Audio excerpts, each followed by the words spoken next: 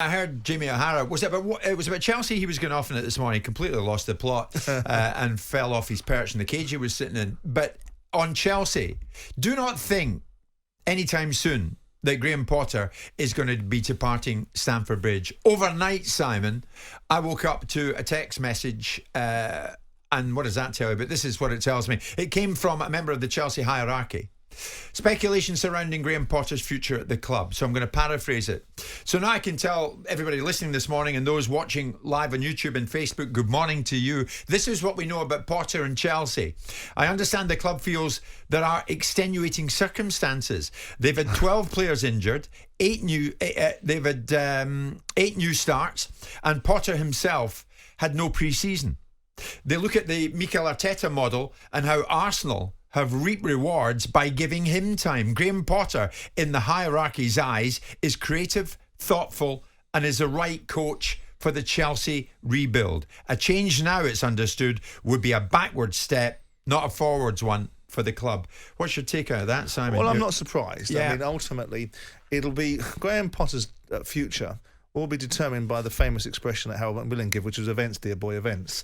They will determine if he gets knocked out of the Champions League by Dortmund and he carries on this vein of form, then the events will overtake him.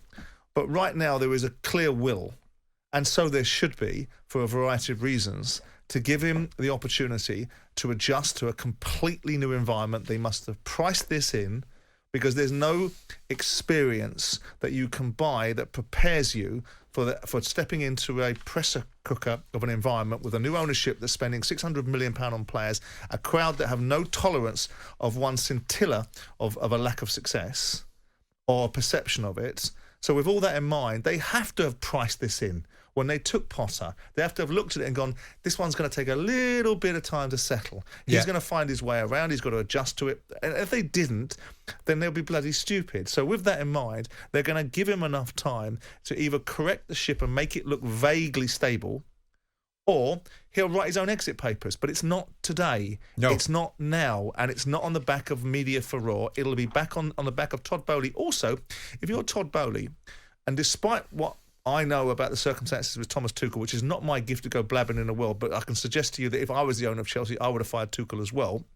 That he puts himself in a position where the rest of the world doesn't know why he fired Tuchel, so they go, well, idiot American comes in and fires this manager that's done everything for us, brings in this newbie. So with that in mind, we do know.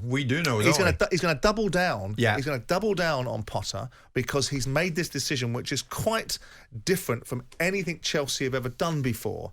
Okay, Lampard was a sort of relationship-based appointment that they felt they could go back to a hero previously, but every single time they've taken a manager, he's been one that's been taken, with the exception of Di Matteo, I grant you that, but of the bulk of the last 20 years, they've gone best in class. Yeah. Best in class. And then, by the way, Filippo Scolari, you're not best in class, out. You're not best in class, out. Do the Chelsea hierarchy not run the risk of being accused of stubbornness here? No, he's our man. We're not going to get rid of him. Who runs this football club, with due respect? The media, the fans, or the owner? Who's under pressure? The media, the fans, or the owner? Are they going to get relegated? Is the owner short of a few bob? Is there financial constraints upon them? None of the above. So the owner can look at it and go, this is not ideal. This underlying sentiment that's building up around the fact he doesn't convey himself very well in the media. He doesn't have any passion. He's inexperienced. He makes excuses now, which was the last analysis of what he was saying about the Southampton performance, when he was making excuses because they played in the middle of the week. These might be statements of fact, but I wouldn't have brought them up if I'm Graham Potter. All of those things bring out a situation where there's pressure building, but Todd Boehly's a big boy. Chelsea aren't, if they don't get in the Champions League, right, they're going to lose £100 million. Not ideal, but with due respect, he just spent £600 million on players. Whilst it's not an ideal scenario, they're under no economic pressure to make these decisions. So they'll make it if they believe that when they're looking at Potter, he's a straw man. If they look at Potter over the next 6 weeks and he looks like a straw man, he'll be gone. If he doesn't, they'll stay with him. Incidentally, this is you not quite 100%. Okay. How'd you like that? From the main man this morning.